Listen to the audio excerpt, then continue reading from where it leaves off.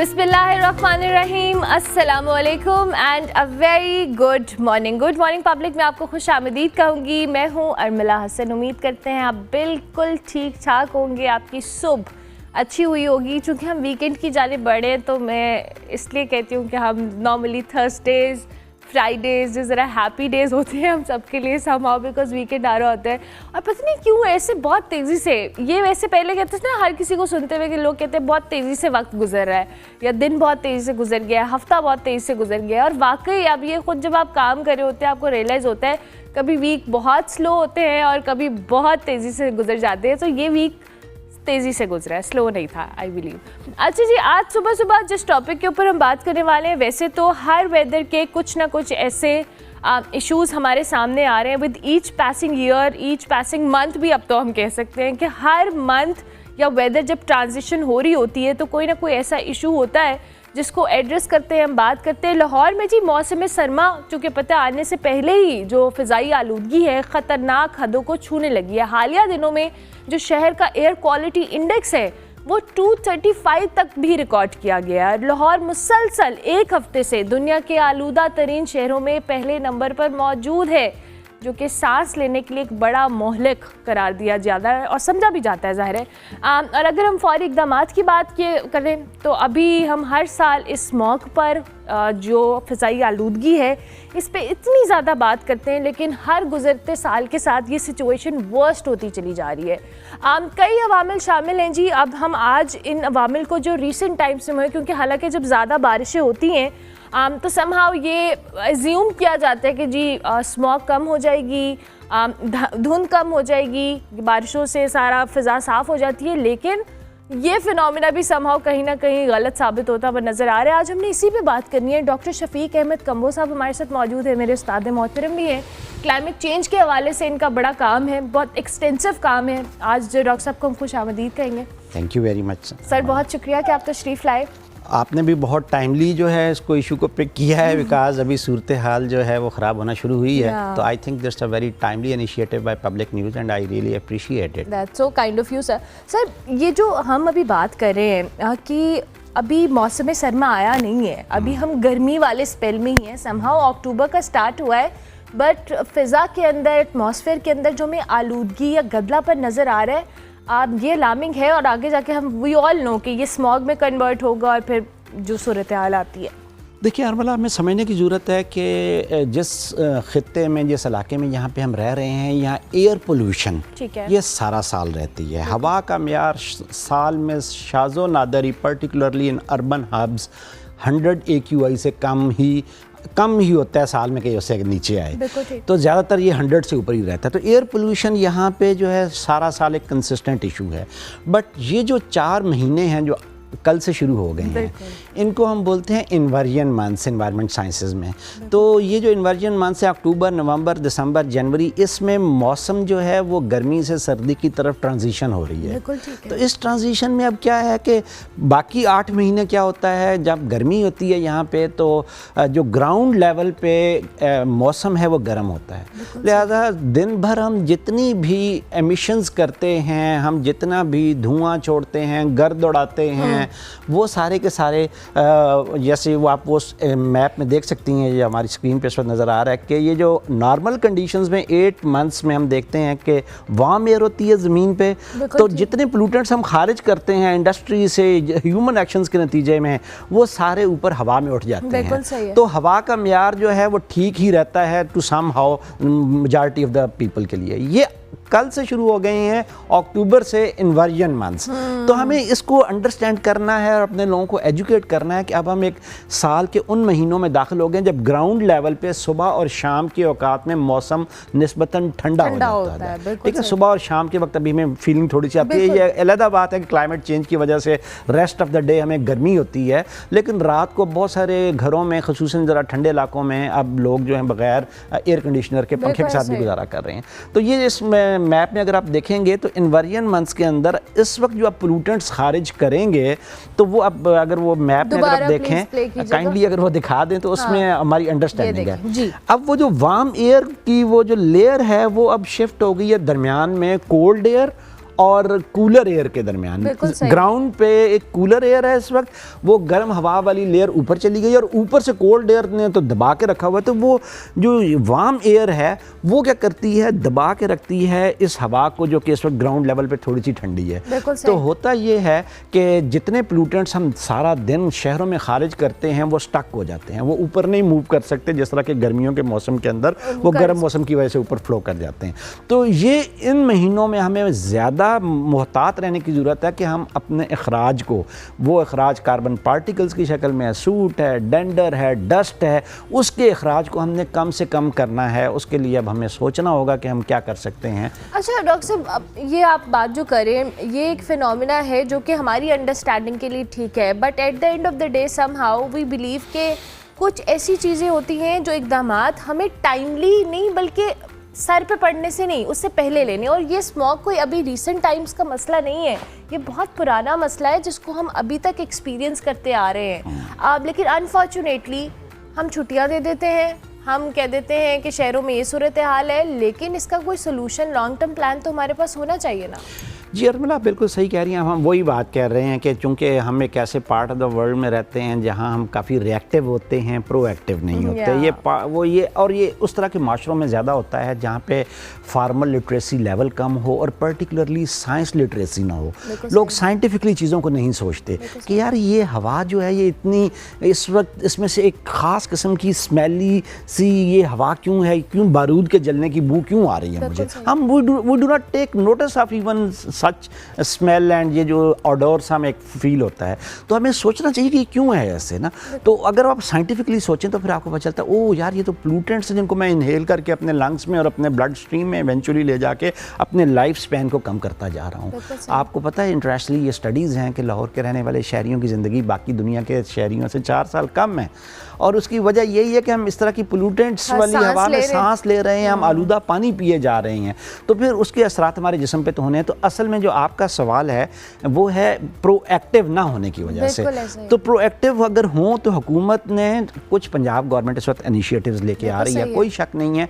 हुकूमतों के साथ जितनी देर तक आवाम का साथ ना हो तो ये पॉलिसियाँ कोई जो है अपना काम नहीं कर सकती। तो हुकूमत ने इस दफ़ा एक अच्छा काम किया पिछले साल के चंद सालों के तजर्बात की रोशनी में कि हम गाड़ियों को कंप्लाइंट करें कि वो अपने एमिशन कंट्रोल सिस्टम्स और अपने एमिशंस को चेक करवा के गाड़ियाँ टैग करवाएं।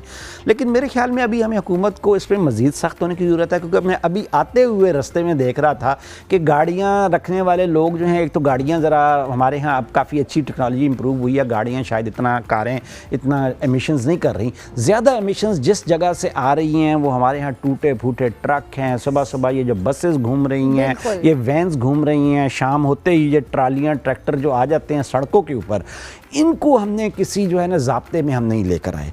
और ये जिस तरह से Lahore, Faisalabad, Gujranwala, in urban hubs के अंदर इतने बुरे तरीके से धुआं छोड़ते हुए नज़र आते हैं, और इन्वर्जन वंस अगेन मैं वही कह रहा हूँ, इसमें we have to remain very much conscious about कि यार ये इस महीनों में तो ना गर्द उड़ने दें, कहीं से गर्द उड़ती नज़र आ रही है उसको फौरी तौर पर ग्रीन करें हम उसे, उन एरियाज़ को, या पानी का छिड़काव हम वहाँ पर करें। और साथ ही साथ जो इस तरह की ट्रांसपोर्ट है जो कि हाई एमिटिंग है, इसको तो एट एनी कास्ट आपको शहर में नहीं आने देना, बल्कि इनको देहातों में भी आप कर्टेल करें। डॉक्टर साहब, ये तो आप डस्ट एमिशंस की बात करें, हमारे इंफ्रास्ट्रक्चर के इतने सारे इश्यूज हैं कि हमारे पेंडिंग वर्क्स हैं, प्रोजेक्ट्स हैं बड़े बड़े, वो एक हद तक कंट्रीब्यूट कर रहे हैं। फिर हमने जो दरख्त लगाए हुए हैं समहाउ वो हमारी एनवायरनमेंट के उस तरह से फ्रेंडली है नहीं। मतलब पाकिस्तान में या एशियन कंट्रीज़ के अंदर हम एक वो कह लें ना मौसमी से दरख्त लगाते हैं, जिन्होंने दरख्तों ने असल में हमें बचाना है, हमारी प्रायोरिटी वो नहीं है। फिर दरख्तों की तादाद एक बड़ा मसला है। ये वो फैक्टर्स हैं जो कंबाइन होकर ही कुछ इम्पैक्ट आएगा इनका। आपने बहुत खूबसूरत जो पहली बात को पहले में तो मैं बात करूँ कि अगेन प्रोएक्टिव हो जाए। आप इन 4 महीनों 5 महीनों में आपने बिल्कुल नहीं आने देना धुआं, डस्ट। तो आप ये कह रही हैं जितनी कंस्ट्रक्शन की एक्टिविटीज़, सड़कें बनाने की और जितनी बिल्डिंग्स बनाने की या कोई ऐसी शहरों के अंदर इस वक्त डेवलपमेंट की एक्टिविटी है, उसको या तो आप रोक दें, लेकिन अगर बहुत ही इमरजेंट है उसके बगैर गुजारा नहीं नहीं है, कोई आपको कुछ उसके साथ और इश्यूज़ हैं कि आपने टाइमली वो कंप्लीट करने हैं, तो हमने मगरब में देखा कि उन्होंने उसके साथ स्प्रिंकलिंग, वाटर स्प्रिंकलिंग सिस्टम साथ लगाया होता है कि वो डस्ट को वहाँ से एमिट ही नहीं होने देते।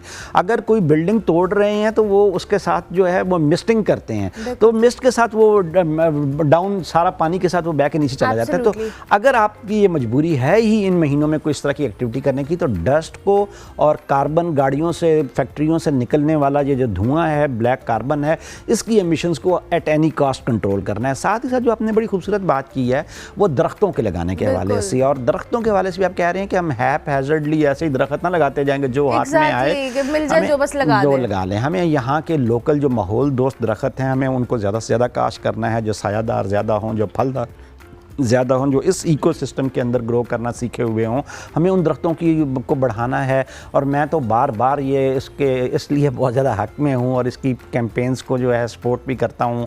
हमने एक फ्रेंड्स फॉर फॉरेस्ट के नाम से एक तंजीम भी बनाई हुई है, उसके ज़रिए से हम लोगों को ज़्यादा से ज़्यादा मोटिवेट करते हैं कि दरख्त ज़्यादा से ज़्यादा लगाएं। इवेंचुअली दरख्त ने ही हमें बचाना है। दरख्त ने ही इन दोनों चीज़ों को, यानी जो ग्रीन, देखें सबसे पहले हमें यहाँ लोगों को ये शऊर देना है कि यहाँ पे जो एनवायरनमेंटल डिग्रेडेशन है, ये जो हमारे यहाँ माहौल इतनी तेज़ी से ख़राब हो रहा है, इसके 3 बड़ी एमिशंस का जो वर्ड हम यूज़ करते हैं, अखराज क्या क्या है जिसकी वजह से ये सारा इकोसिस्टम हमारा तबाह हो रहा है। नंबर 1 ग्रीन हाउस गैसेज हैं, और वो हमारे पास कार्बन डाइऑक्साइड है, मीथेन है, नाइट्रस ऑक्साइड है, वाटर वेपर्स हैं। एक तो इनके अखराज को रोकना है। दूसरे नंबर पर हमारे पास ऐसे एयर पार्टिकल्स हैं जो कि बुनियादी तौर पर हवा के अंदर जामद होकर हवा के म्यार को ख़राब करते हैं और इन महीनों में स्मॉग कर देते हैं, जो वर्स्ट फॉर्म है एयर पोल्यूशन की। वो हमारे पास डस्ट है, वो हमारे पास कार्बन है, वो सूट है, डेंडर है, इनके अखराज को हमने रोकना है। और तीसरे नंबर पे जो बहुत अनएड्रेस्ड एरिया है इस पूरी इन्वायरमेंटल डिग्रेडेशन में,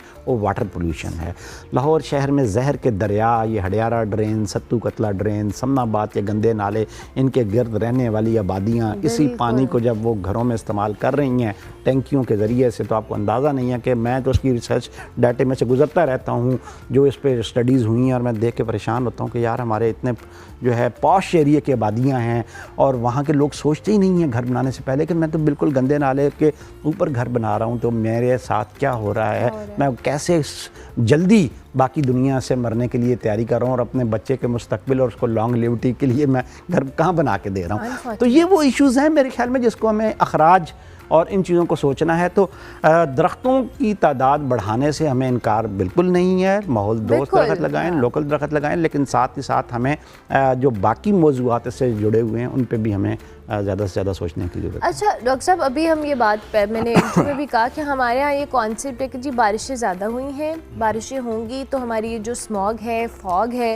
ये कम हो जाएगी, छट जाते हैं, सारा मामला है। अब विद टाइम ये फिनोमेना भी समझ, क्योंकि अभी रिसेंट टाइम से हमने जितनी बारिशें एक्सपीरियंस की हैं, इसके बाद भी अगर हमें इतनी पॉल्यूशन और फ़िज़ा के अंदर वो एक धुंधलापन नज़र आ रहा है, तो इट मीन्स कि समहाउ ये भी थ्योरी गलत ही हो रही है कहीं ना कहीं। आप ये थ्योरी ठीक है, ये दरख्त जो बारिश है वो बुनियादी तौर पे इन पोल्यूटेंट्स को वाइप आउट करने में अपना रोल तो प्ले करते हैं, लेकिन साथ ही साथ हमने एक और काम किया है जो कि अगेन मैं कह रहा हूँ कि एक ऐसा मौजू है जिस पर हम बात नहीं करते, कि हमने पॉपुलेशन एक्सप्लोजन किया हुआ है। आबादी है और एक अनप्लान्ड अर्बनाइजेशन है, ठीक है, शहरों में हजूम है लोगों का, तो एवरीडे लोग इतने पोल्यूटेंट्स खारिज कर देते हैं कि रोज़ बारिश हो तो शायद वो वाइप आउट हो।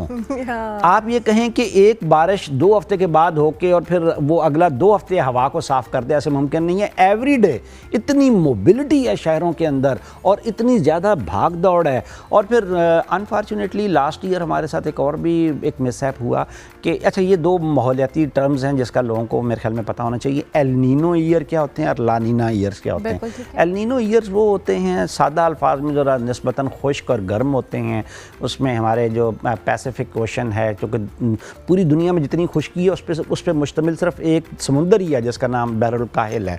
25% पानी उस समुंदर के अंदर है, तो अगर उसका पानी जो है वो गर्म हो जाए तो दुनिया का मौसम भी गर्म होता है। तो last year El Nino year था, तो उसकी वजह से बारिशें नहीं हो रही थी। फिर एक और हमारे लिए बदकिस्मती पिछले साल सर्दियों में ये हुई कि हमारे यहाँ वेस्टर्न विंडो क्लोज़ रही 5 मंथ्स के लिए। वहाँ से ठंडी हवाएं जो यूरोप साइबेरिया से आती हैं, ठंडी, हम पाकिस्तान में गर्मियों में बारिशें होती हैं, जब हमारे यहाँ खलीज बंगाल से बारिशें मानसून का पैटर्न लेकर आते हैं। सर्दियों में बारिशें ज़्यादातर आती हैं जब वेस्टर्न विंडो ओपन होती है। तो लास्ट ईयर एक वेस्टर्न विंडो भी ओपन नहीं हुई और साथ ही साथ एल नीनो ईयर था, तो इसकी वजह से 1000 से भी AQI लेवल ज़्यादा जो है वो हो गया।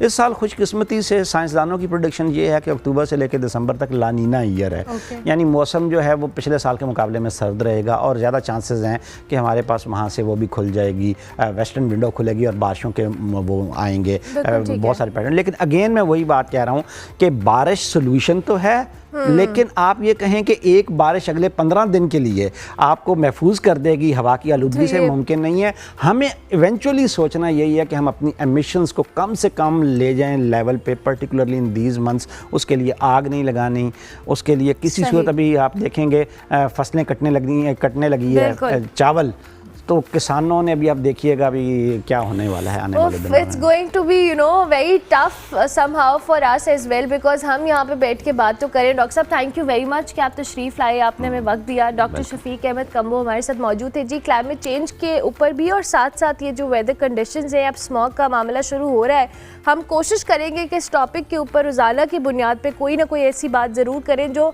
आई बिलीव के इंफॉर्मेटिव भी हो हम सब के लिए और अवेयरनेस का बाइस भी बने, बिकॉज इट्स अ रिस्पॉन्सिबिलिटी, हम सब की कंबाइंड रिस्पॉन्सिबिलिटी है, बिकॉज हमारा शहर है, हमारा मुल्क है, हमने इसे देखना है। ब्रेक लेंगे, ब्रेक के बाद वापस आइए।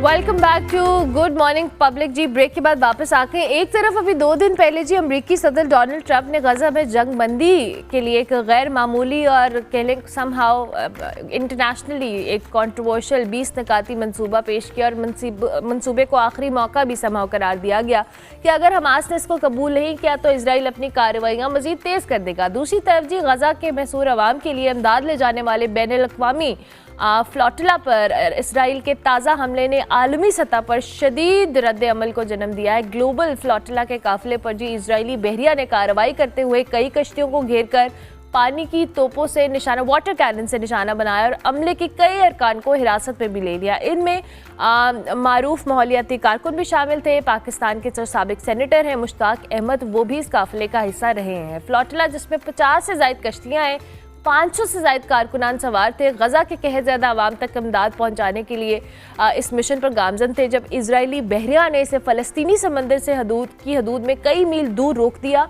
अब सवाल यहाँ पर यह है कि ऐसे हालात में जब इजराइल जारहाना कार्रवाई या रवैया इख्तियार किए हुए है, क्या वाकई सीज़ फायर जंगबंदी का कोई इम्कान बाकी रह गया है, इस पर भी बात करेंगे। लेकिन दूसरी तरफ गुज़िश्ता रोज़ एक और अहम पेशरफ सामने आई जिसमें कतर पर इजरायली मिसाइल हमले के बाद ट्रंप ने एक एग्जीक्यूटिव ऑर्डर साइन किया है, जिसमें अमेरिका ने जी 2 टोक ऐलान किया है कि कतर की सलामती उनकी अपनी सलामती के मुतरादिफ होगी। किसी हमले की सूरत में अमेरिका इक्तसादी, सिफारती या अस्करी सतह पर रद्द-ए-अमल देगा।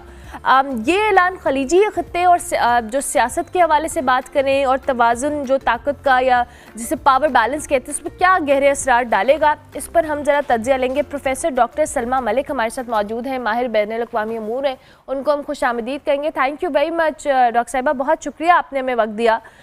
एक तरफ तो हम जंगबंदी और 20 निकाती जो पीस प्लान है इसकी बात कर रहे हैं समहाउ, और दूसरी तरफ हम इस तरह की कार्रवाइयाँ देख रहे हैं और ये हम सब के लिए कोई हैरानगी की इसलिए बात नहीं, क्योंकि माजी में भी इजराइल ऐसी कई कार्रवाइयाँ कर चुका है जब इमदाद पहुँचने के हवाले से हो, सीज़ फायर का कमिट करके ना उसकी वायलेशन करना हो। क्या तज्जिया है आपका इस पर? जी बहुत बहुत शुक्रिया आपका मुझे अपने मॉर्निंग शो में दावत देने का। अरमाला, देखिए बहुत ही अफसोसनाक सिचुएशन है, पर जो बात आपने आखिर में कही और समअप किया कि ये कोई पहली दफ़ा नहीं है, ये इज़राइल का एक मॉडस ऑपरेंडी है, वो इस तरह हमेशा हरकतें करता रहा है। तकरीबन 10 साल पहले भी इस तरह एक फ्रीडम फ्लोटेला के नाम से जहाज़ गए थे, जिसमें बहुत सारे पाकिस्तानी थे, हमारे प्रोमिनेंट जर्नलिस्ट भी थे, और उनको भी अप्रीहेंड किया गया था, उनको कैद में ले लिया गया था। और इज़राइल ने कहा था कि जी हमें तो पता ही कोई नहीं है हमारे पास कोई पाकिस्तानी है कि नहीं है, बिकॉज़ हम सब जानते हैं कि पाकिस्तान इज़राइल को रिकग्नाइज़ नहीं करता। सो वो गए फ़लस्तीनियों की मदद को थे, बट उन्होंने जिस तरह का रंग दिया। सो ये सारी चीज़ जो है कोई नई नहीं है, और ये होती रही और होती रहेगी। पर बात ये है कि इसमें जो अमेरिका का रोल है वो बहुत एक डूबियस सा रोल है, जहाँ वो अभी तो उन्होंने कतर के हक में ये बयान दिया है कि कोई भी एग्रेशन हुई तो हम उसको ये समझेंगे कि अमेरिका के ऊपर एग्रेशन है। तो उसका क्या मतलब है? अगर इज़राइल कोई एग्रेशन करेगा तो क्या अमेरिका इज़राइल पे हमला करेगा? तो ये तो बिल्कुल नहीं होगा, क्योंकि ये तो हम ख्वाबों में भी नहीं सोच सकते थे। तो वो किस तरह उसको तंबीह करेगा? सैंक्शंस लगाएगा, सैंक्शंस का भी कोई फ़र्क नहीं पड़ता। क्या वो इज़राइल को प्रीएम्प्ट करेगा करने से पहले? सो ये सारी चीज़ें तो दिखाई नहीं दे रही हैं। और हमें ये भी दिखाई दे रहा है कि ये जो अभी फ्लोटेला गया है, और जो सेनेटर मुश्ताक साहब और बहुत सारे और लोगों को इन्होंने जो है कैद में ले लिया है और इनको रोक दिया है समंदर में, जो कि एब्सोल्युटली ह्यूमैनिटेरियन एक्शन था। वो लोगों को इमदादी सामान, दवाइयाँ, खाना, खुराक, जो बच्चे बिलक बिलक के भूख से मर रहे हैं और जो इन लोगों की जाहरियत का शिकार नहीं हो रहे, उनके इलाज के लिए, उनके खाने के लिए ये और वैसे एक जो है मॉरल सपोर्ट के लिए जा रहे थे, तो उसको भी रोका गया है। तो इसका बेसिक मतलब तो ये है कि इज़राइल ये चाहता है कि गज़ा से फ़लस्तीनियों का नामो निशान हमेशा हमेशा के लिए मिट जाए। और हमने ये भी देखा कि यूएन के जो साइड लाइन पे एक मुसलमान ममालिक की आपस की मीटिंग हुई, जो कि अमेरिका उसमें शामिल था, और उसमें जो एक 20 नुकाती प्रोग्राम बनाया गया, उसके बाद जब उसको मंजर आम पे लाया गया तो पाकिस्तान ने उस पर बहुत एतराज़ किया, क्योंकि जो इनिशियल ड्राफ्ट हम लोगों ने एग्री किया था बहुत सारे और मुल्कों के साथ, ये वो ड्राफ्ट नहीं था। सो दिस ऑल्सो शोज़ कि अमेरिका का जो रोल है इस सारी गेम में, this is not to be trusted, क्योंकि at the end of the day America जो है वो इज़राइल के बहुत करीब है, और बिकॉज़ इज़राइली लॉबी अमेरिका में बहुत ज़्यादा स्ट्रॉन्ग है, उन्होंने बिल्कुल उनकी जो है शारक को पकड़ा हुआ है, तो इज़राइली लॉबी की कंसेंट के बगैर वहाँ कुछ भी नहीं हो सकता, अगर अमेरिका चाहे भी तो, और जेन्युइनली भी चाहे कि वो इन लोगों की मदद करे तो। बट जो इज़राइली लॉबी है उसकी इतनी ज़्यादा स्ट्रेंथ है, इतना क्लाउट है, कि वो कोई चीज़ इसके अपनी मर्ज़ी के ख़िलाफ़ नहीं होने देंगे। अच्छा डॉक्टर साहब, आपने बड़ी इम्पॉर्टेंट बात की है कि एक तरफ तो जहाँ पर हम देख रहे हैं कि इजराइल ने अमेरिका ने कल जिस तरह से एक सर डोनाल्ड ट्रंप की मैं बात कर रही हूँ कि एग्जीक्यूटिव ऑर्डर पर साइन किया है जी, कि समहाउ कतर की सलामती पर, हमारी सलामती पर अटैक है। और यही बात अगर हम इसको बड़े लार्जर पर्सपेक्टिव में देखें तो वी ऑल नो कि इजराइल ने इस फ़लस्तीन वाले मामले के ऊपर भी जिस तरह से इजराइल को बैक किया है अमेरिका ने, ये एक दुनिया के सामने चीज़ आई है। और वही बात है कि एक डुबियस सा रोल रहा है समहाउ कि एक तरफ हम सीज़ फायर और दीगर मामलात की बात करते रहे हैं, दूसरी तरफ हम उनको आर्म्स प्रोवाइड भी करते रहा है अमेरिका, उनको सपोर्ट भी करता रहा है, उनके इन तमाम तर नॉनसेंस एक्ट के अंदर उनकी मुकम्मल सपोर्ट अमेरिका की इजराइल को रही है। लेकिन अब जो मसला ये है कि जिन मुस्लिम ममालिक का या खलीज ममालिक का हम जिक्र कर रहे हैं, और अभी आपने जिस ड्राफ्ट का भी जिक्र किया, कल नायब वज़ीर आज़म इसहाक डार साहब ने भी इस हवाले से कहा कि जी ये चीज़ें हमारे इल्म में नहीं है या हमारे साथ उस तरह की कमिटमेंट नहीं है, हमने उन चीज़ों पे अग्री नहीं किया। इसमें हमें भी डोंट यू थिंक कि अब ज़्यादा कॉन्शियस या कॉशियस होना पड़ेगा, क्योंकि अब जो अमेरिका का रोल रहा है उस मामले में भी? जी बिल्कुल, बिलाशुबा देखिए, बात यह है कि तमाम ममालिक चाहते यही हैं कि ये मसला किसी तरीके से रिज़ॉल्व हो। कुछ दिनों के अंदर अंदर इसके 2 साल मुकम्मल हो जाएंगे, और 5 दिनों के अंदर। और ये तब से ये जो सिलसिला शुरू हुआ है बर्बरियत का, ये नहीं है कि इससे पहले नहीं था, बहुत ज़्यादा था, बट 2 सालों से तो बहुत ऑर्गेनाइज्ड जेनोसाइडल एक्टिविटी हो रही है। और इसमें जैसे हम लोगों ने अभी भी देखा, और आपने जो पिछला सवाल किया कि जो फ्लोटेलास गए हैं, जो कि इमदादी सामान वगैरह लेके गए हैं, उनको रोकने का मतलब बेसिकली ये है कि आप नहीं चाहते कि उनके पास किसी किस्म की ह्यूमैनिटेरियन एड पहुंचे। और समुद्री रास्ता इन्होंने इसीलिए अपनाया था कि जो ज़मीनी रास्ता है वो रोक दिया गया। और अमेरिका प्रिवेल कर सकता था इसराइल के ऊपर वक्तन फ़वक्तन कि इमदाद जो है वो वहाँ तक पहुँचाई जाए और इस चीज़ को ना रोका जाए। बट इसमें दो चीज़ें हैं, ये अव्वल ये कि शायद अमेरिका बहुत सिंसेरिटी के साथ नहीं कहता, उसका रिटोरिक जो दिखाने वाले दांत हैं और जो चबाने वाले दांत हैं वो मुख्तलिफ हैं। सो एक ग्लोबल ऑडियंस के लिए जो वो बयानबाजी करता है वो मोस्ट प्रोबेबली इसराइल के साथ जो उसके आपस की कॉन्वर्सेशन है उससे बहुत हटकर है। तो एक जो है अंदाज़ा ये हो सकता है। दूसरा अंदाज़ा ये है कि इसराइल अमेरिका की जो सैंक्शन है या अमेरिका की जो इंस्ट्रक्शन है, अमेरिका जो उसको रोकथाम करने की कोशिश करता है वो उसको भी डिफाई करता है। तो इट्स अ डिफाइंड एक्टर और वो इस डिफाइंस में कुछ भी करने को तैयार है, वो अपने सिर्फ मकासद के लिए आगे बढ़ेगा ना। तीसरा जो बहुत इंपॉर्टेंट बात आपने फरमाई जो कि मुस्लिम ममालिक का रोल है जिसमें पाकिस्तान सर फहरिस्त है, सऊदी अरेबिया है। तो मुस्लिम ममालिक प्राइमरली तो यही चाहते हैं कि वहाँ अमन कायम हो किसी भी तरीके से और जंग बंदी फ़ौरन अमल में आए। और उसके लिए हम लोगों ने इन इंटायर सिंसेरिटी ये सारे ममालिक आपस में इकट्ठे हुए और उन्होंने ये डॉक्यूमेंट एग्री किया और साइन किया।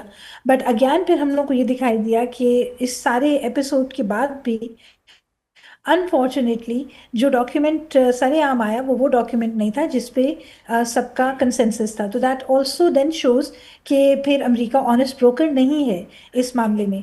और अमेरिका वही चाहता है जो कि कुछ महीने पहले इन्होंने एक ऐलान किया था कि हम यहाँ चाहते हैं कि एक बहुत खूबसूरत सयाही मकाम बन जाए जहाँ से बिलियंस ऑफ डॉलर सारे जो हैं अरबी ममालिक अपने पैसे यहाँ डालें और यहाँ बिलियंस ऑफ डॉलर्स की टूरिज्म इन्वेस्टमेंट हो और लोग सारे मिलके एंजॉय करें।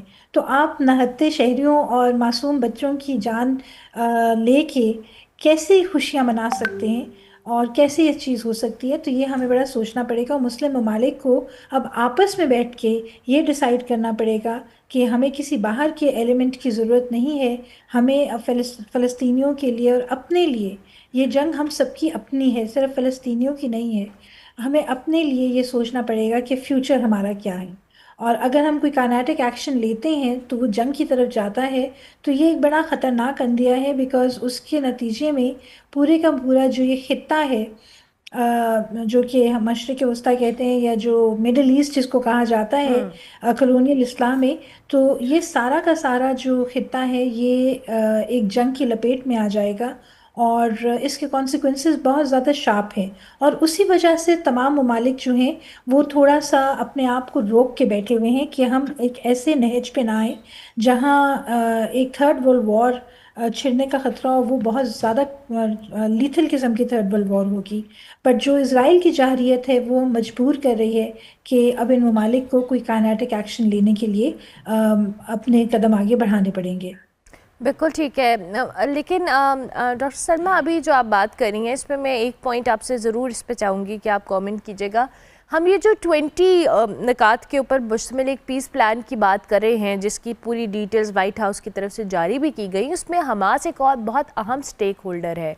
आप इन निकात के ऊपर सारे ममालिक बात कर रहे हैं, अमेरिका की स्टेटमेंट्स आ रही है, सारी चीज़ें हो रही हैं, लेकिन एट द सेम टाइम ये बात सबसे इम्पोर्टेंस की हामिल है कि क्या हमास इन मामलात के ऊपर निगोशिएट मुज़ाकरात करेगा तो किन बातों पर अग्री करेगा।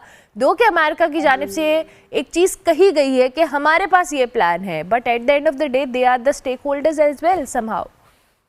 जी बिल्कुल, पर देखिए हमास तो तब बात करेगा ना कि हमास की लीडरशिप को इकट्ठा होने देंगे। अव्वल तो ये कि जो इनकी टॉप लीडरशिप थी इसको पिछले 1 साल के अंदर ख़ास तौर पे टारगेट करके और अंदरूनी एलिमेंट्स की मदद से, ये नहीं है कि बैरूनी एलिमेंट्स की मदद से किया गया है। सो हमारे दरमियान जो हमारे रैंक एंड फाइल में गद्दार हैं उन लोगों ने इनकी मदद की और उनको उनकी लोकेशंस को ज़ीरो इन किया। प्लस ये कि इज़राइल के पास बहुत एडवांस टेक्नोलॉजी है और बहुत कुछ है। तो आजकल की जो वॉर्स हैं वो मैन वर्सेस मशीन में जो ह्यूमन वैल्यू है वो तो बिल्कुल ख़त्म होकर रह गई है। And it's very desensitise and in human warfare, जहाँ जब इंसान को मारा जाता है तो ये देखा जाता है कि क्या प्रोएस है आपकी मशीन की। तो हमास की टॉप लीडरशिप वाइप आउट की गई।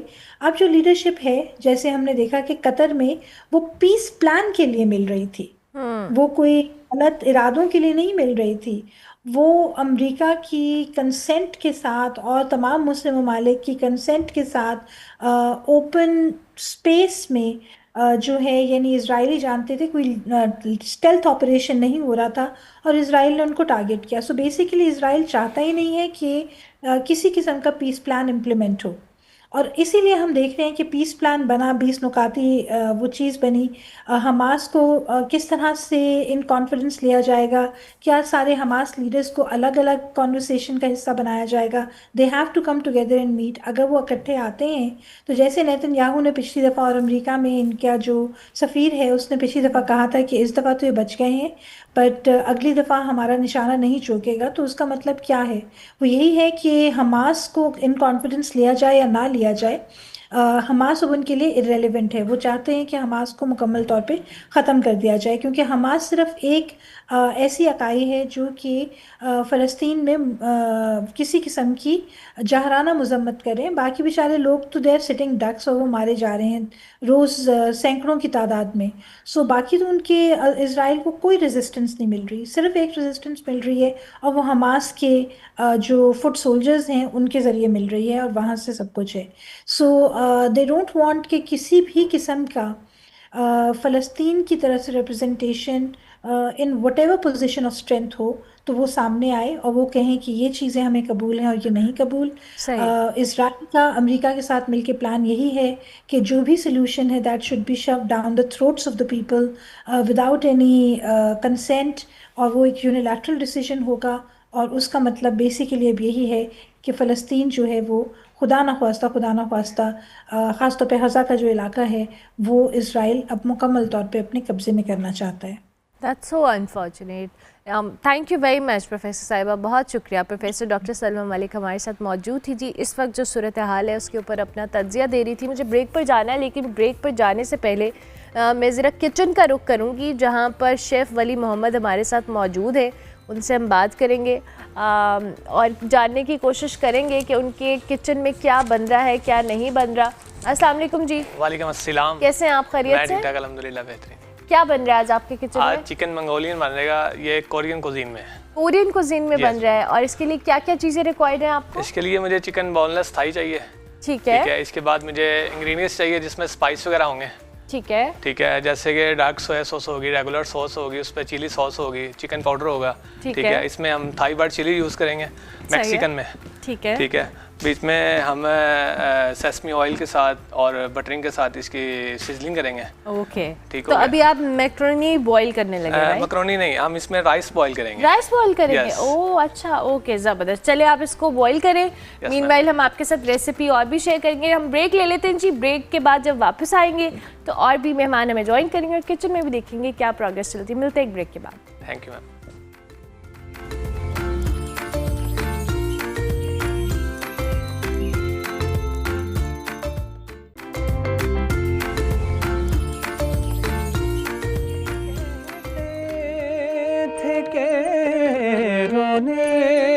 से ना बदलेंगे नसीब, आप कहते थे कि रोने से ना बदलेंगे नसीब, बदलेंगे नसीब, उम्र भर आपके इस बात ने रोने न दिया, इश्क में गैरत जज्बात ने रोने न दिया, और उनसे मिलकर हमें रोना था, बहुत रोना था, बहुत रोना था, तंगी वक्त मुलाकात ने रोने न दिया, इश्क में गैरत जज्बात ने रोने न दिया, वरना क्या बात थी जिस बात ने रोने न दिया।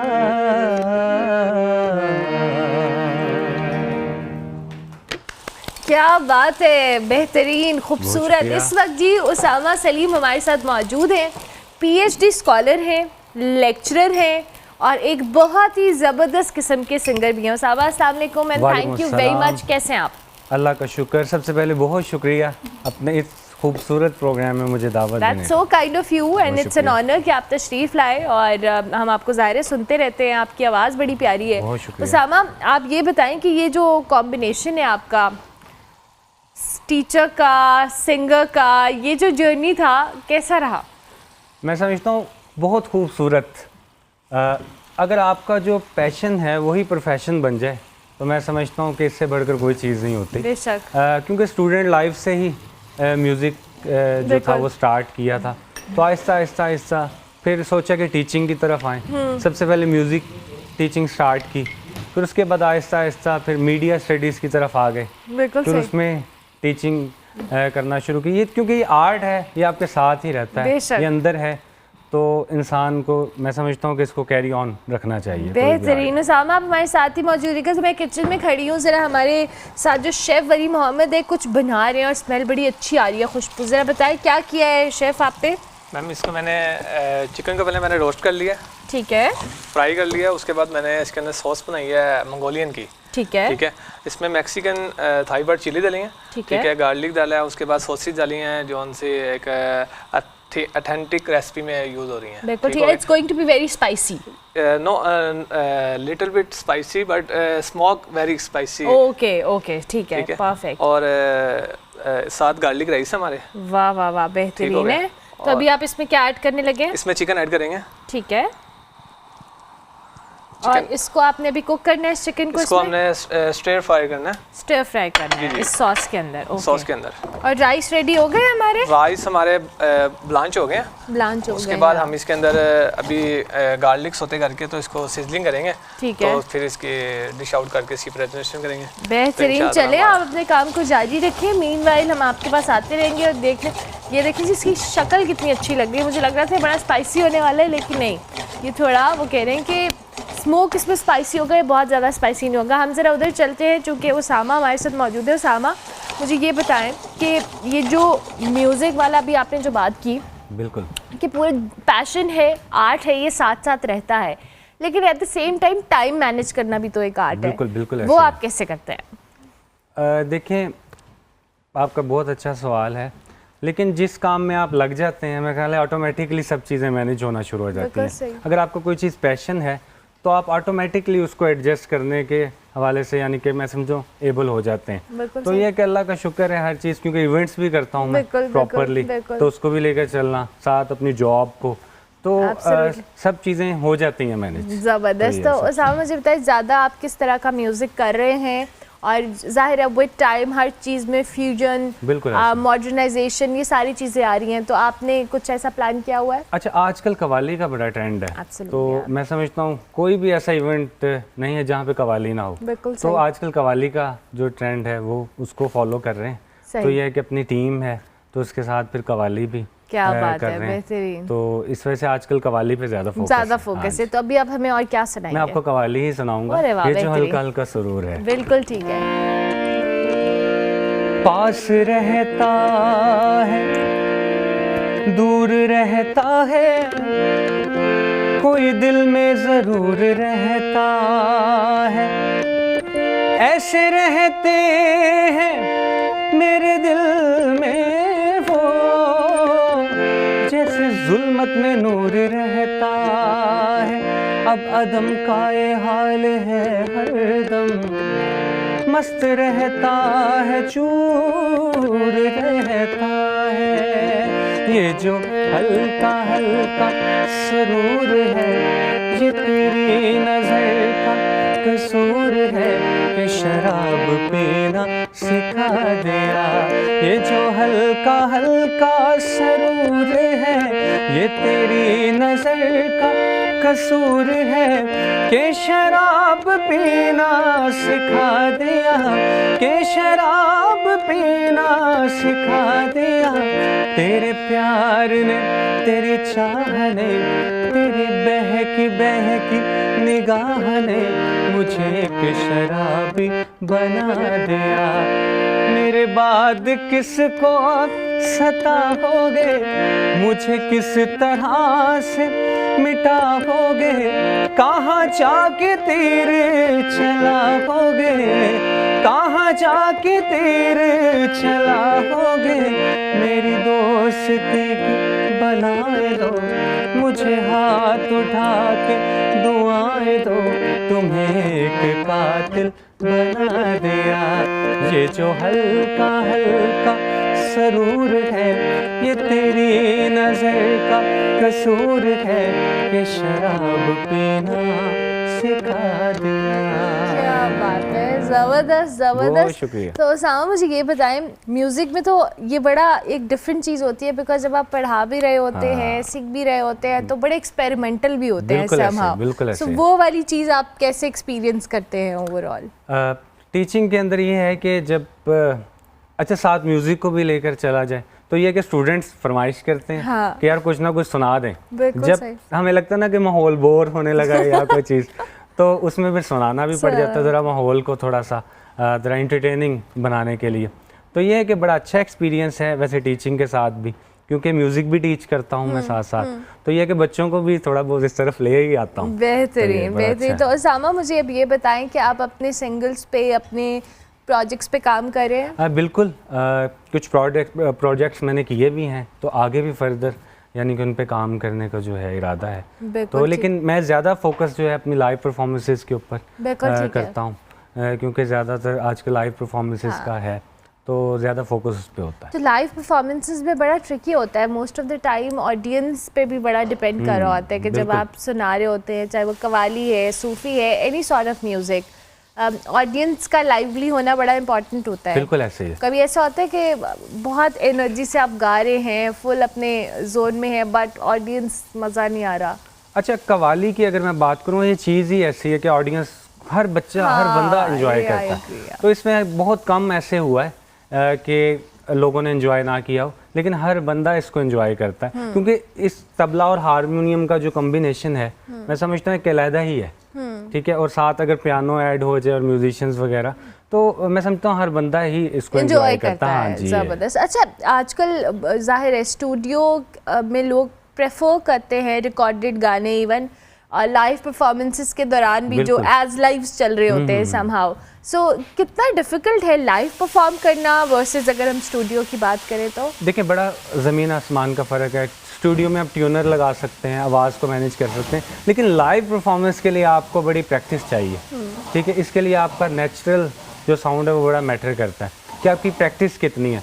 अगर आपकी ज़्यादा प्रैक्टिस है, रियाजत है जिसे हम कहते हैं, वो अगर है तो आपको किसी किस्म की डिफ़िकल्टी, जितने भी बड़े सिंगर्स आप देख लें तो इनकी रियाजत बहुत ज़्यादा है। तो लाइव परफॉर्मेंस मैं समझता हूँ इसका कोई नेबल बदल नहीं है, तो लोग एंजॉय ही लाइव परफॉर्मेंस को करते हैं, लाइव म्यूजिशियंस के साथ अगर लाइव सिंगिंग कर रहे हैं, तो इसलिए प्रैक्टिस मैं समझता हूँ ये है। स्टूडियो की दुनिया और है, वो बैक एंड पे यानी कि अच्छी लगती है, लेकिन अगर लाइव आपने करना है तो आपको फुल यानी कि प्रैक्टिस करनी पड़ेगी। चाहिए। तो साहब मुझे ये बताएं कि ऐसा सिंगर जिससे आप इंस्पिरेशन लेते हो, जिसको आइडियलाइज करते हो? देखिए, आजकल उस्ताद नुसरत फ़तेह अली खान साहब हैं, फिर शफ़क़त अमानत अली खान साहब हैं, मैडम नूर जहाँ हैं। बिल्कुल सही। तो ये यूनिवर्सिटीज़ हैं जिनको हम सुन कर सीखते हैं और आगे अपने यानी कि प्रोफेशन को आगे बढ़ाते हैं। तो ये है कि चेंज होता रहता है स्टाइल भी, नए सिंगर्स को भी सुनता हूँ मैं, ताकि उनसे भी कुछ नए ट्रेंड को भी फोकस किया जाए। तो इसलिए मल्टीपल सिंगर्स हैं वो आते रहते हैं, यानी कि उनको सुनता हूँ मैं। बिल्कुल। इन द एंड हमने ब्रेक पर जाना है, लेकिन आपसे रिक्वेस्ट करेंगे कि जाते जाते हमें कुछ सुनाएं और कुछ भी हमारे ऑडियंस को कहना चाहें। श्योर। गज़ल की फरमाइश थी अवैस भाई ने मुझे की, नीयत शौक भरना जाए कहीं। नियत शौक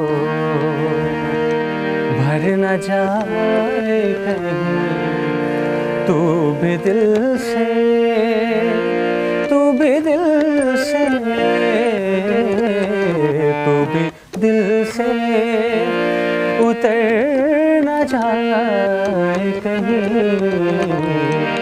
नियत शौक भर न जाए कहीं, और ना मिला कर उदास लोगों से, ना मिला कर, ना मिला कर, ना मिला कर, ना मिला कर उदास लोगों से, हुस्न तेरा बिखर न जाए कहीं, तू भी दिल से, तू भी दिल से, तू भी दिल से उतर न जाए कहीं, नियत शौक भर न जाए कहीं, और आरज़ू है तू यहाँ आए, आरज़ू है तू यहाँ आए, और फिर उम्र भर न जाए कहीं, तू भी दिल से, दिल से, तू भी दिल से उतर न जाए कहीं, नियत शौक भर न जाए कहीं।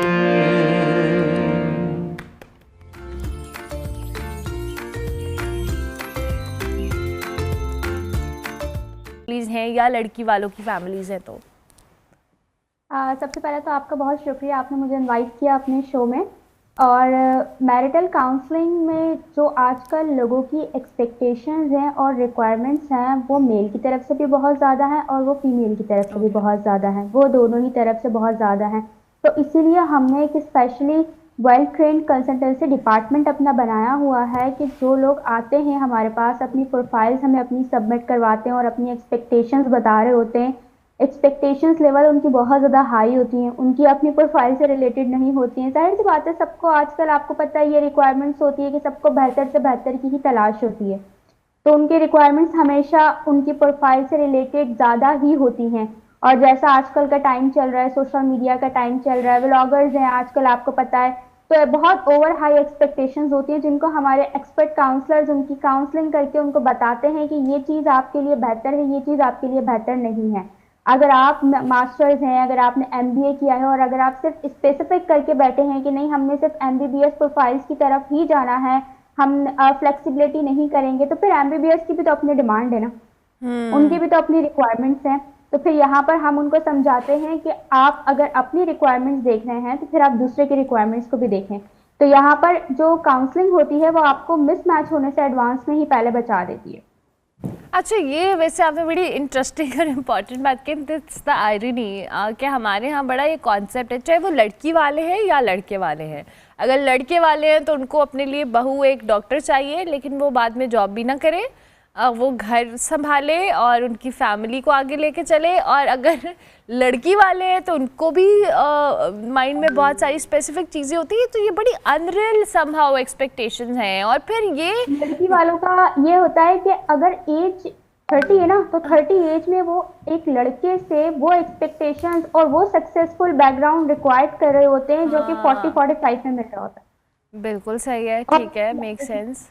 यहाँ पे हमें उनको समझाना पड़ता है कि अगर आप 27-28 में जा रहे हैं, प्रोफेशनल डिग्री भी चाह रहे हैं, बिजनेसमैन भी चाह रहे हैं, इनकम भी 500 to 600K के अराउंड चाह रहे हैं, तो उसको टाइम तो दे दें आप। थोड़ा सा एक्सपीरियंस करने में ही टाइम लग जाता है, बिजनेस को रन करने में ही टाइम लग जाता है।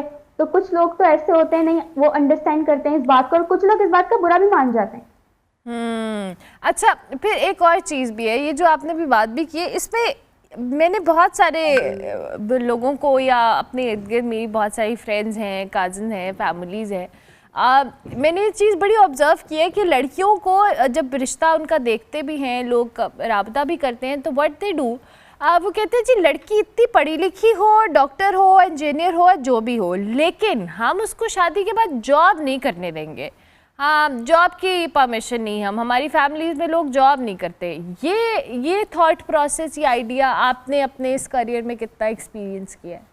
अच्छा, ये अब जो सोच है ना जॉब वाली, बिजनेस वाली, ये अब 50% हो गई है। 50% अब जो बाकी की हमारी पॉपुलेशन है वो यही चाह रही है कि हम, आजकल महंगाई इतनी हो गई है कि नहीं, हमारा बेटा भी अगर जॉब कर रहा, बिजनेस कर रहा, तो लड़की भी ऐसी हो जो कि उसके बिजनेस को भी लुक आफ्टर कर ले और जॉब को भी लुक आफ्टर कर ले।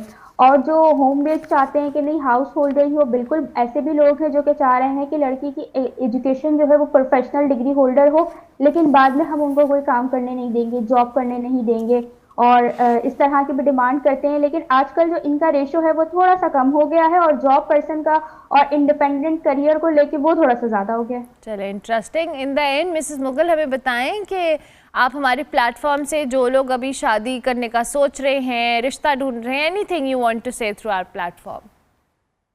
आजकल आपको पता होगा कि बहुत सारी मैच मेकिंग ऐप्स आ गई हैं, और बहुत सारी मैच मेकिंग ऐप्स इस तरह से आ गई हैं कि आप वहां पर जाएं, अपनी प्रोफाइल को क्रिएट करें, और वहां पर जाके आप खुद से सेल्फ सर्विस करना शुरू कर दें, सेल्फ सर्चिंग करना शुरू कर दें।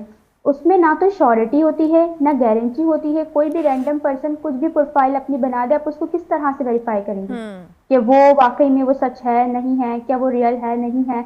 उसके लिए हमेशा आप पर्सनलाइज ऐसे प्लेटफॉर्म को चूज करें जो कि ऑथेंटिक भी हो, जो ट्रस्टवर्दी भी हो। ये एक बहुत सेंसिटिव मैटर है। ये ऐसा नहीं है कि हमने कोई ड्रेस बाय किया, अगर नहीं आया तो कोई बात नहीं, हम रिप्लेस करवा देंगे, इस तरह का नहीं है। अब यहाँ पर हमारा जो प्लेटफॉर्म है वो आपको कंसिडर करने से पहले आपके एक्सपर्ट काउंसलर पूरी प्रॉपर काउंसलिंग करते हैं, क्योंकि शादी से पहले मैरिज काउंसलिंग बहुत इंपॉर्टेंट होती है। हर बंदे की अपने पार्टनर को लेके एक्सपेक्टेशंस बहुत ओवर हाई होती हैं। उनको कम करने के लिए, उनको समझाने के लिए कि अगर आपकी प्रोफाइल में ये चीज़ें हैं तो आप थोड़ा सा फ्लेक्सिबल हो। रिश्ता एडजस्टमेंट करने का नाम है, डिमांड्स करने का नाम नहीं है। यहाँ पर जो लोग आते हैं अरेंज मैरिज करने के लिए, जो लोग आते हैं वो ऐसा समझते हैं कि शायद हमने ऐसा प्लेटफॉर्म बनाया कि जिसमें हम बैठ के खुद क्रिएट कर रहे हैं हम क्रिएट कर रहे हैं। इतनी ओवर हाई एक्सपेक्टेशंस होती हैं। तो जब मैच मेकर से पहले जब काउंसलर उनकी काउंसलिंग करते हैं, उनको समझाते हैं कि आपके लिए ये चीज़ बेहतर है, ये चीज़ बेहतर नहीं है, प्लीज़ आप सर्चिंग को इस तरह से करें, और ये चीज़ हमें ये ऑप्शंस दे दें, कास्ट में हमें ऑप्शंस देते हैं, फिर वो देन मैच मेकर्स के पास जाते हैं। और वो मैच मेकर्स हमारी ऑफिस बेस्ड होती है, पर्सनलाइज्ड मैच मेकर्स होती है, जो कि आपको सिर्फ वेरीफाइड प्रोफाइल्स प्रोवाइड करती है। Okay, thank you very much mister Mughal, बहुत शुक्रिया। ये आपकी बड़ी इंटरेस्टिंग बात थी कि हम रिश्ते कराते हैं, हम क्रिएट नहीं करते हैं। और ऑब्वियसली आपकी रिक्वायरमेंट्स के करीब करीब कुछ हो सकता है, मतलब बिल्कुल एग्जैक्टली नहीं हो सकता। चलिए जी, हम ब्रेक लेते हैं, ब्रेक के बाद वापस आते हैं।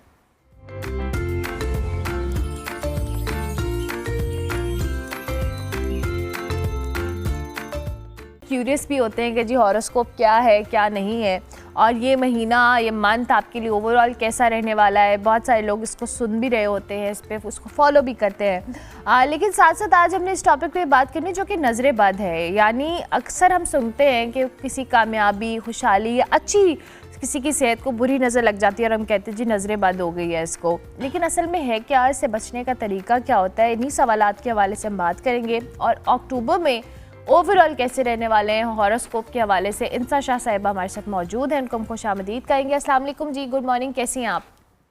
गुड मॉर्निंग, मैं ठीक हूँ, आप कैसी हैं? मैं बिल्कुल ठीक, बहुत शुक्रिया इंसा कि आपने हमें वक्त दिया अर्ली इन द मॉर्निंग। और मैं जैसे भी बात करी थी कि बड़े लोगों को क्यूरियोसिटी होती है, एवरी सिंगल मंथ जब स्टार्ट हो रहा होता है, इवन बहुत सारे लोग तो वीकली भी इस चीज़ को फॉलो कर रहे होते हैं। सो आप हमें ज़रा बहुत बेहतर तौर पर बता सकती हैं कि ये जो मंथ है ओवरऑल कैसे रहने वाला है डिफरेंट हॉरोस्कोप्स के लिए। एंड सेकेंडली जो नज़र बद की मैं बात कर रही थी, ये बड़ा हमने सुना है कि जी नज़र बद हो गई है, किसी की कामयाबी खुदा न खास्ता उसके साथ कुछ बुरा हुआ है, किसी की सेहत रिलेटेड कोई इशू है, या ओवरऑल किसी रिलेशनशिप में इशू है। So tell us about it. जी, सबसे पहले तो हम हॉरोस्कोप की बात करते हैं और मैं मुख्तलिफ जो ज़ोडिक साइंस हैं उनसे मैं शुरू करती हूँ। एरीज से स्टार्ट करते हैं। आने वाला जो मंथ मतलब स्टार्ट हो चुका है अक्टूबर, और अक्टूबर वाला मंथ जो है वो एरीज के लिए कैसा रहेगा। टैरो कार्ड्स मेरे पास मौजूद हैं और टैरो कार्ड्स कह रहे हैं एरीज के लिए कि इस मंथ में उनका ट्रैवल हो सकता है, कोई रिश्ता पक्का हो सकता है, शादी की बातचीत हो सकती है जो लोग सिंगल हैं। उसके अलावा जो है वो बच्चे की पैदाइश की खुशखबरी भी मिल सकती है। और रिलेशनशिप या फैमिली वाइज या पर्सनल लाइफ जो है वो एरीज वालों की बेहतर नजर आ रही है। जो लोग स्टूडेंट्स हैं उनके लिए भी कोई सफर हो सकता है, कोई स्कॉलरशिप उनको मिल सकती है। कारोबारी जो लोग हैं उनके लिए भी मुझे ऐसा लगता है कि मामलात जो हैं वो थोड़े अनसर्टन जरूर रहेंगे, लेकिन उनका सिलसिला चलता रहेगा।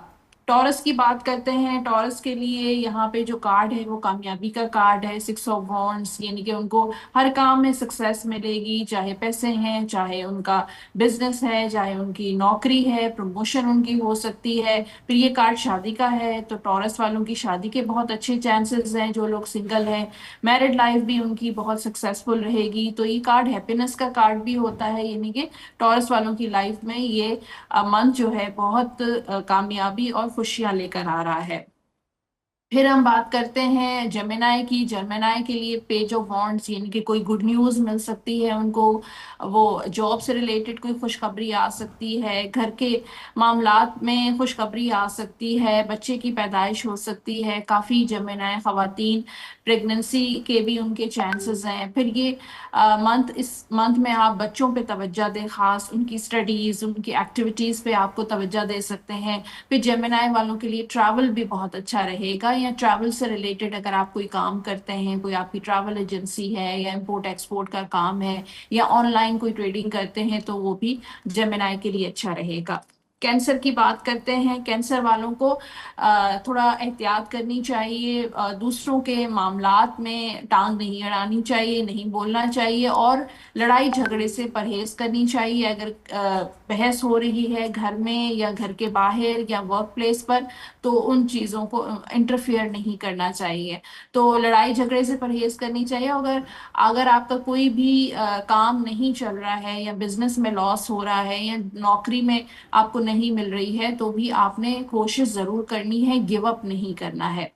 लियो की बात करते हैं। लियो के लिए 2 ऑफ पेंटिकल्स का कार्ड है, तो लियो वाले इस मंथ में थोड़े कंफ्यूज रह सकते हैं। कोई मामलात में डिसीशन लेना चाहते हैं लेकिन नहीं ले पा रहे हैं। और लियो वाले दो हो सकता है कि एट अ टाइम काम कर रहे हैं, जॉब्स के साथ बिजनेस, और कोई पार्ट टाइम कोई फ्रीलांसिंग काम कर रहे हैं।